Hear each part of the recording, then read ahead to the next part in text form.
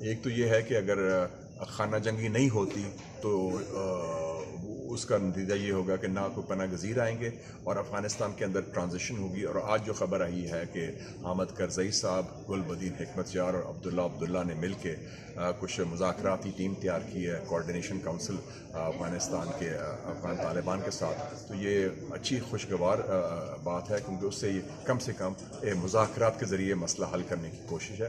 اور یہ افغانستان کے عوام کا، ان کی قیادت کا فیصلہ ہے کہ وہ اپنی تقدیر کا فیصلہ خود کریں اور ایک ایسی حکومت بنائیں جو سارے افغانستان کی نمائندہ ہو.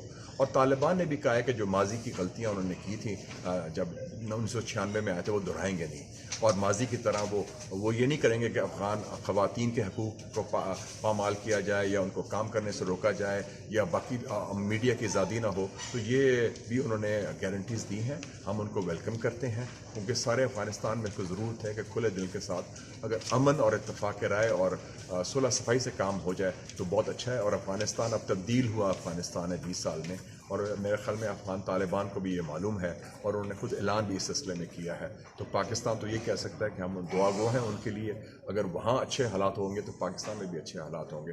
تو اس لیے ہم صورتحال کو دیکھ رہے ہیں، اور کوئی ملک باہر کا کوشش نہ کرے ڈکٹیٹ کرنے کا یا فیصلہ کرنے کا. اور پاکستان کی پالیسی ہونی چاہیے علاقائی.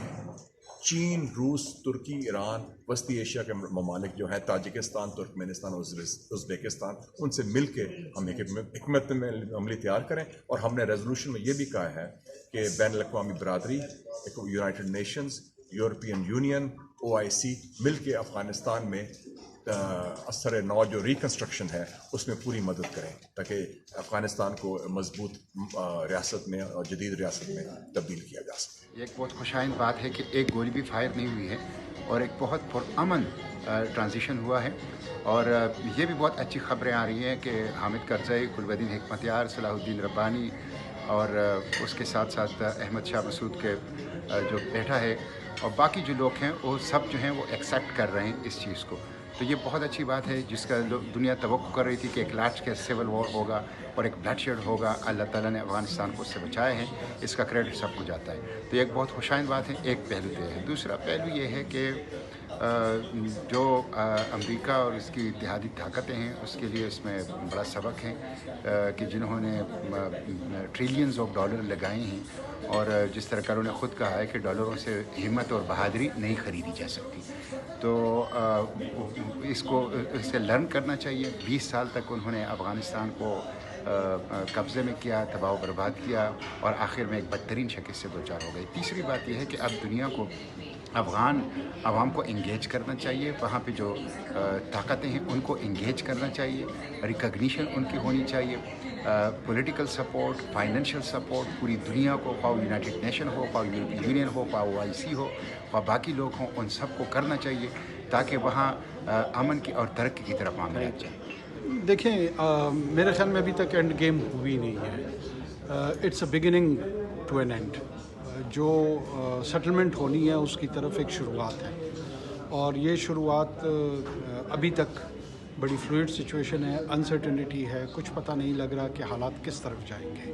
جو ایک خوش آئند پہلو ابھی تک نکلا ہے وہ یہ ہے کہ قتل و غارت گری جس میں افغان عوام جو تھے وہ 4-5 دہائیوں سے بری طریقے سے پھنسے ہوئے تھے. اس مرتبہ کم سے کم اس سے پہلو طے کیے مختلف فریقین نے، اور یہی ایک خوش آئند پہلو ہے اس میں.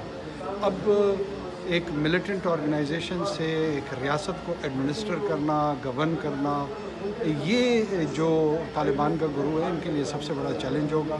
ریجن بھی اس کو بہت کلوزلی مانیٹر کرے گا، گلوبل کمیونٹی بھی کرے گی، اور امید رکھنی چاہیے کہ جو چیلنج گورننس کے اور ایڈمنسٹر کرنے کے حوالے سے ہے اس میں اگر وہ پورا اتریں گے تو شاید افغانستان کے لیے، افغان عوام کے لیے اور پورے خطے کے لیے ایک مثبت قدم ہے. دیکھیں، بات یہ ہے کہ میں سمجھتا ہوں کہ پاکستان دوبارہ ایک بڑی ایسی سچویشن میں جا رہا ہے کہ دوبارہ دہشت گردی، دوبارہ ہم ایک بلڈ شیڈ کی طرف جا رہے ہیں. ہمیں چاہیے کہ اس پہ جناب بلاول بھٹو زرداری صاحب نے فلور پہ بھی کہا تھا کہ آپ یہ جو بوسے میں پانی لے کے چل رہے ہیں نا، جو پتہ نہیں چل رہا، اس کا نقصان پھر پاکستانی قوم نے بھگتنا ہے. تو آیا اس چیز کو گورنمنٹ کو چاہیے کلیئر کرنا چاہیے. یہاں ہمیشہ کنفیوژن ہے گورنمنٹ کے پاس. آپ سمجھتے ہیں کہ پارلیمنٹ کا جوائنٹ سیشن بلایا جانا چاہیے اس صورتحال میں؟ یقیناً بلانا چاہیے اور پارلیمنٹ کو اعتماد میں لینا چاہیے. ان کو بتانا چاہیے کہ ہم کیا کرنے جا رہے ہیں, کیونکہ خارجہ پالیسی تو ان کی فیل ہو چکی ہے اور یہ ویسے بھی تنہا ہو گئے ریجن میں. اب ان کو چاہیے کہ پارلیمنٹ کو اعتماد ملے اور پارلیمنٹ کو اعتماد میں لے کے کوئی ایسے فیصلے کریں جس سے پاکستان آگے بڑھے اور آپ کی خارجہ پالیسی میں جو آپ فیل ہو رہے ہیں اس میں کوئی بہتری ہے. Thank you.